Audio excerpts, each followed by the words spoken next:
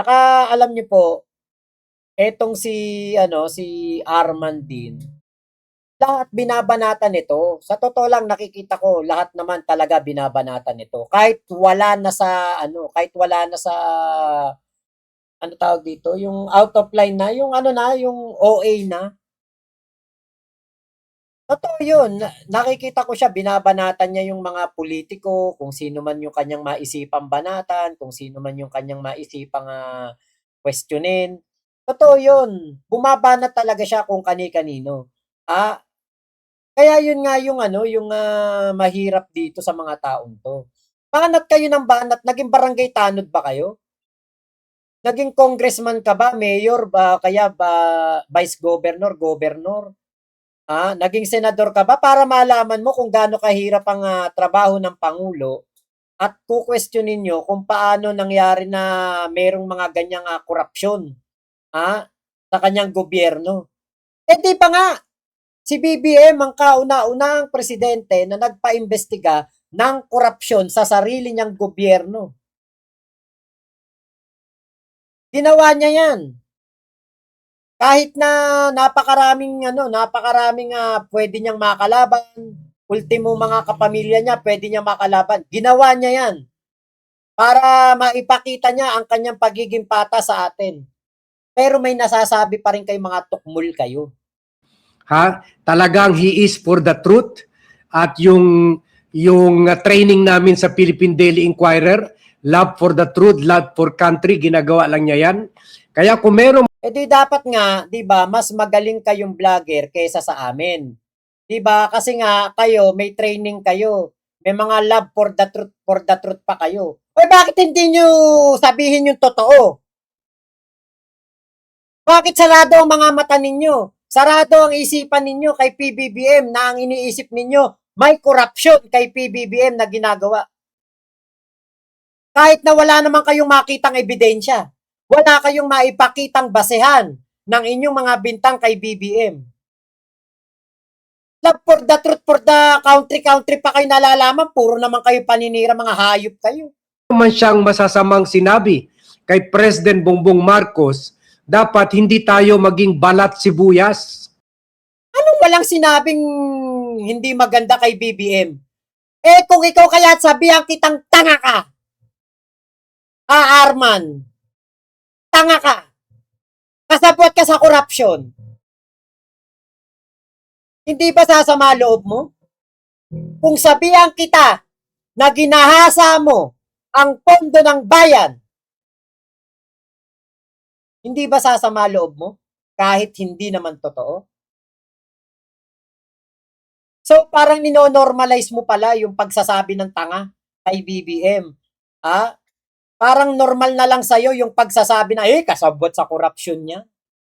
Ginahasa niya yung pondo ng bayan. Tantado pala to talaga no? Anong gusto nyo? Itago natin kay Presidente ang boses ng tao?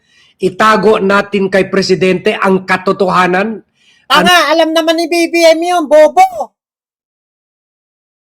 Mulat na si BBM sa korupsyon sa gobyerno. Hindi mo na kailangan paalalahanan yan.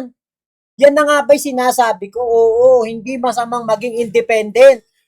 Huwag kang umastang mas magaling ka pa sa Pangulo.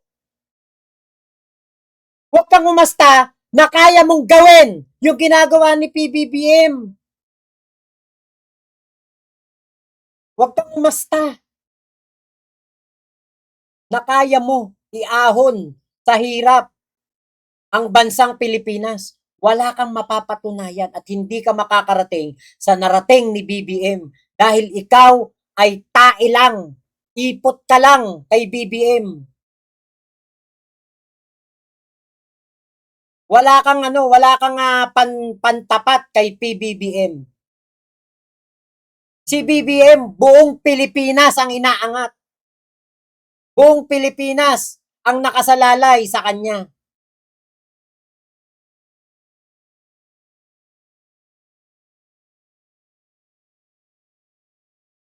Ano ba narating mo? Para pagsalitaan mo ng ganyan si BBM? Na parang ang dating kay engot-engot ni PBBM at kayo ang nakakaalam ng makakasagot sa problema sa bayan.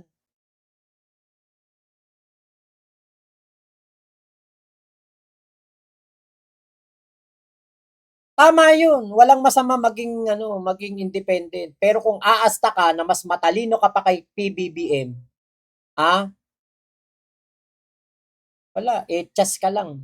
Ano ang nasa loobin natin para magaya siya sa tatay niya. Ang tatay niya nag-ilusyon, mahal na mahal ako ng taong bayan until 2020, until 1986. Ha? Yung mga chuchuwa niya, sila Imelda, si Fabian Ber, lahat. Ha? Hindi sinasabi sa kanya yung katotohanan, hindi sinasabi sa kanya yung ano na nangyayari sa bansa kasi may lupus siya, nasa bedridden na siya, na may lupus siya, suffering from lupus, pero itinatago nila yung galit ng tao hanggang pumutok na lang ito ng parang bulkan. Ngayon, saan na si Marcos? Wala, namatay, broken-hearted. Ha? Depressed, in exile. Buti nga, nakabalik pa yung mga Marcoses. Hindi lang yan. Si Joseph Estrada. Grabe ang bunganga nito kay Marcos, kay Ferdinand Marcos Sr. Sana pag natutulog ka, hatakin ni Marcos Sr. yung paa mo. Na naging kliyente ko rin. Ganon rin. Yung mga kamag-anak niya, itinago sa kanya yung katotohanan. Yung galit ng tao sa kanya. Yung mga bayaran media niya, wala pang mga social media noon. Kaya madali niya i-control, madali niya bayaran, madali niya bilhin yung loyalty ng mga corrupt media.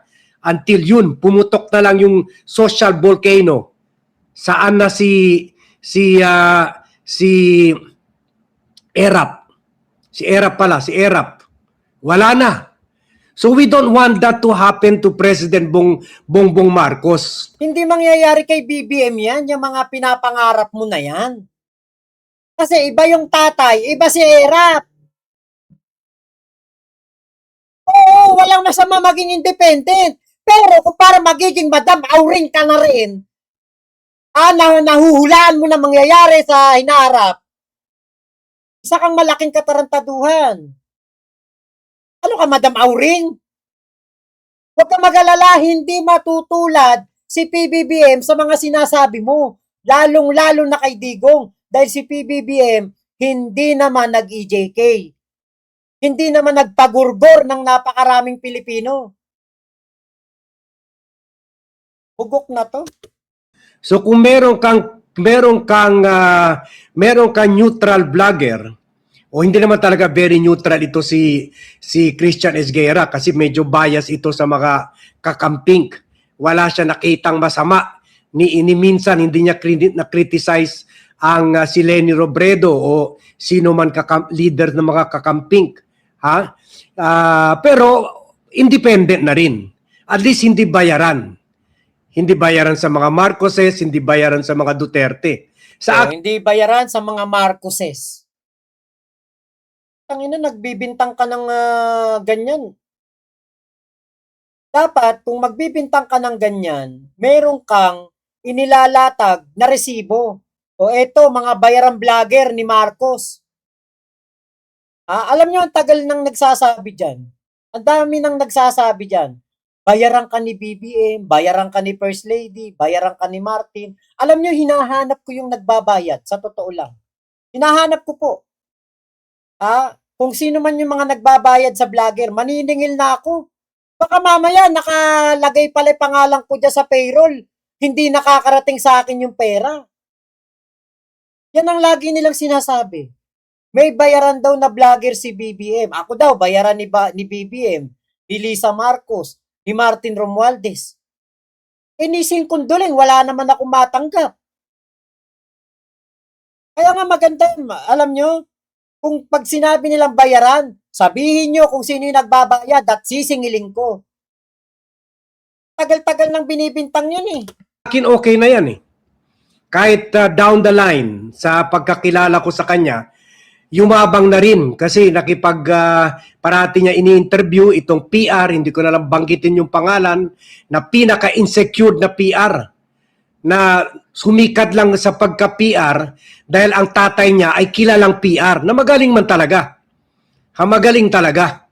Pero kung nag-onboard ito, nagpapa-interview kay Christian Esguerra, ako binabanatan. Kasi ako yung nagpapanalo kay Mayor Joy Belmonte. Nung nanalo na si Joy Belmonte,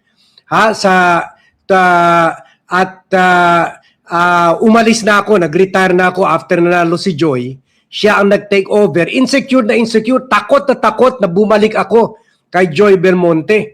Ngayon, binabanatan ako, pinagtatawanan nila ako ni Christian Esguerra. Kaya kung meron makasalanan ni Christian Esguerra, and if you're watching, Christian, siguro kasalanan mo lang, yumabang ka na rin eh.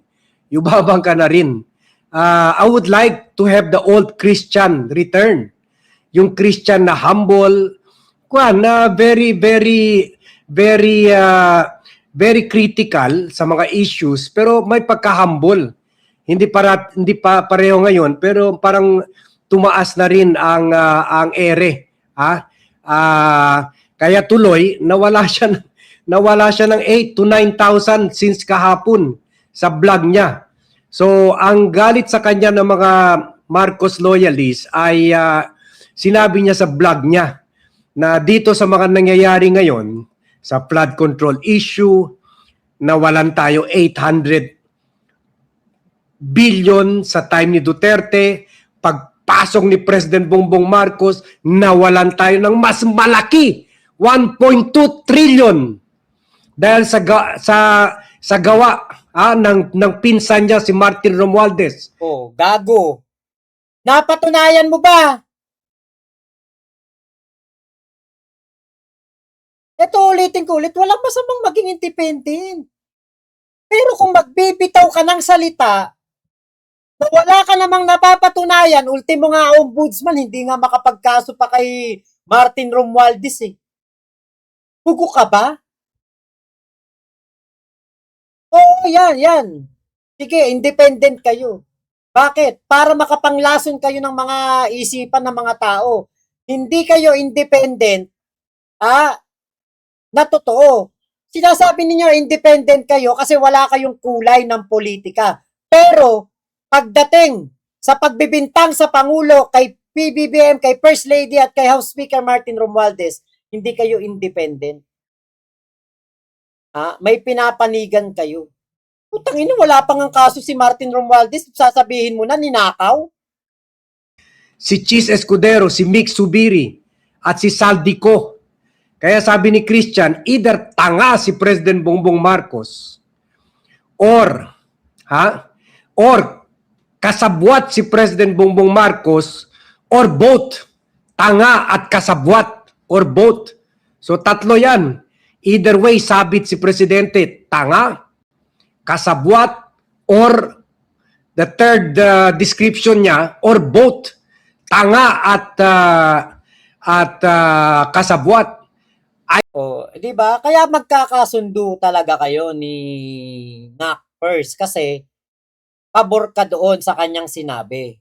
'Di ba? Kaya nawala na to ng kita nyo, to 704,234 na lang. Mas bababa pa po 'yan. Mas marami pa pong aalis diyan na manonood kasi nga kita nyo.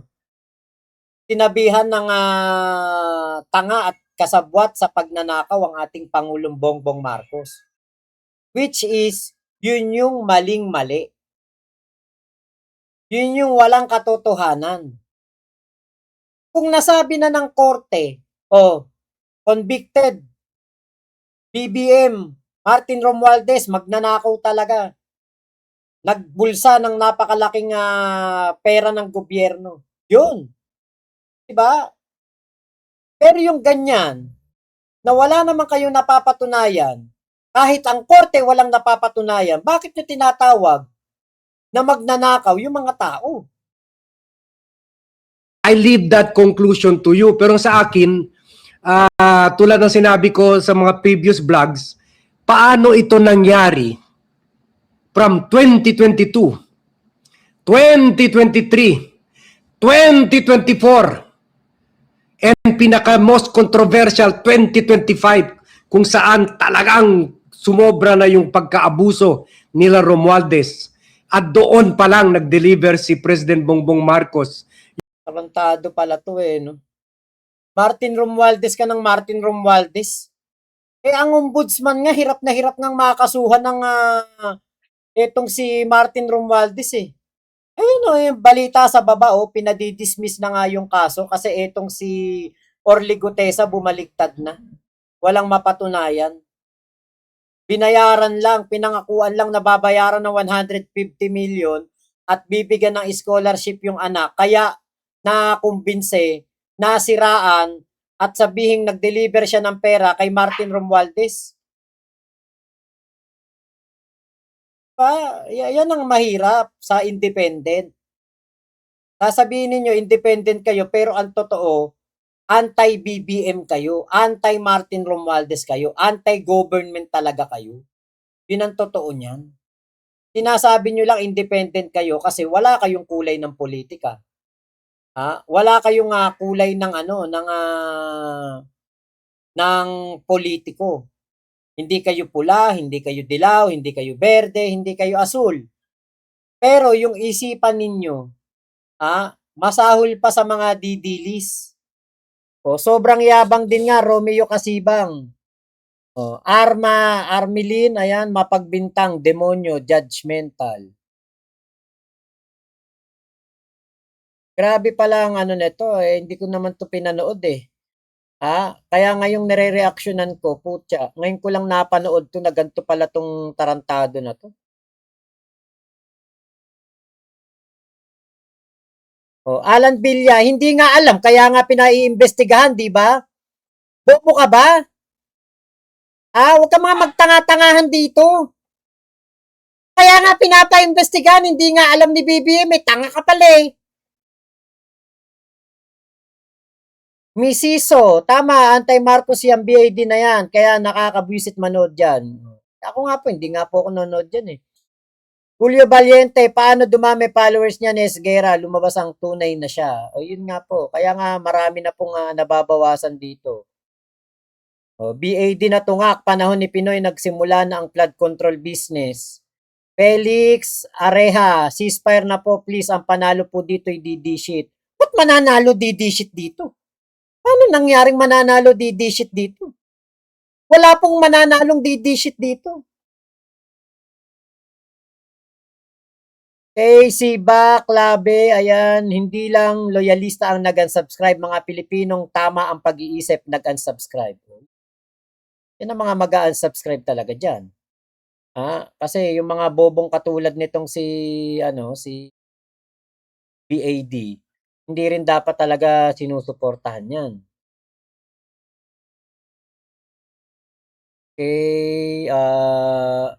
Mark Damasio, puro kuda naman yang si Sara, mga DDS, tandaan nyo, ang tatay at anak magkaiba.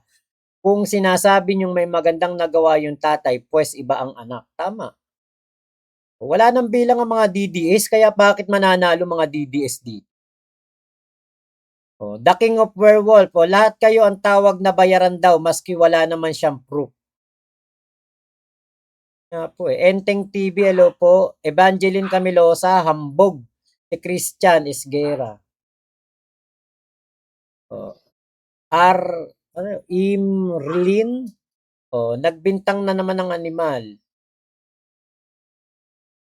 JD Makana, sabi pa nga ni BID, illusions lang daw ang pagmamahal ng mga loyalist kay Marcos Sr. noon. Saklap naman, akusasyon, totoo po ang pagmamahal namin sa mga Marcos family. Ayun nga. Yung mga nagsasabing illusion lang yung pagmamahal ng mga loyalista sa Marcos family. Bakit hanggang ngayon may loyalista? Kung illusion lang yan, dapat matagal nang nawala yan. Ang ilusyon, alam nyo kung ano, yung pagmamahal ng mga DDS kay Digong. Pero nakakulong na dun sa ICC, sa dahig, ginawa pang karton, nilagyan pa ng jacket dun sa may snow, yun ang illusion. Kung yan, ilusyon ang pagmamahal ng mga loyalista kay PBBM sa mga Marcos, bakit nanalo pa si BBM? pinanalo ng mga loyalista. Eh di dapat hindi binoto ng mga loyalista yan. Mahirap eh kapag ano ka yung oo nga sinasabi mo independent ka kaya lang ang asta mo mas matalino ka pa sa presidente ni hindi ka man lang nga naging barangay tanod. Oh, Misisto, saan mananalo DDS eh makukulong na si Sarang Bangag, di ba? Oh, RK, oh, nag-unsubscribe na daw kanina. Jazzy, oh, nag-unfollow ko na yung mga yan. Nakakainis mga yan, mayabang. Third, ang DD shit, kwento na lang. Ang may sayad, nawawala, tapos na karir. Oh, ang loyalista po tahimik pero nagkakaisa kasi organic, sabi ni Third. Ito yatang si ano eh, si BAD yata ang nag tawag doon, nag-iilusyon.